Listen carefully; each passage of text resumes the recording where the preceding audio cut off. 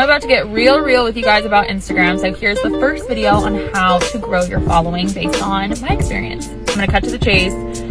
Be yourself. It will benefit you the most. Second tip, post every day. Post consistently, post multiple times a day, but at least once a day. That's what's gonna get your following to go up.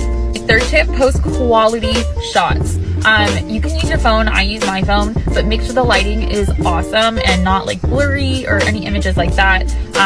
I think that is what's gonna get you good reposts, because getting reposted on people's pages or the brand's pages that you're wearing is what's gonna also really contribute to your following growing. Okay, last tip for this video is engage with other bloggers and your audience. So make sure you're always commenting back to people who comment on your photos, and also make sure you're engaging with other creators and influencers, not only so that you can make friends, but also so that their followers can see your comments, and those creators will comment back on your photos and support you